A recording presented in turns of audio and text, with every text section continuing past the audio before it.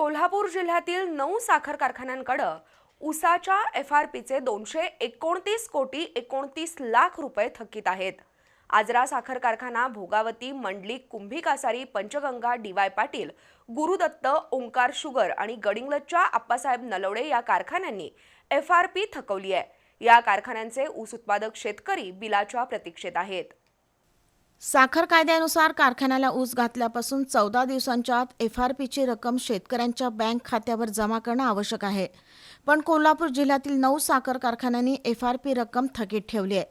15 जानेवारीच्या अहवालानुसार जिल्ह्यातील आजरा साखर कारखाना, भोगावती, मंडलिक, कुंभी कासारी, पंचगंगा, DY पाटील, गुरुदत्त, ओंकार शुगर आणि गडिंग्लजच्या आप्पासाहेब नलवडे कारखान्याची FRP थकीत आहे।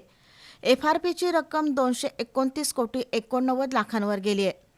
शुगरकेन ॲक्टचं उल्लंघन करणाऱ्या साखर कारखान्यांवर कारवाई करावी, FRPची थकीत रक्कम व्याजासह शेतकऱ्यांच्या बँक खात्यावर तातडीनं जमा करावी अशी मागणी आता जोर धरते आहे।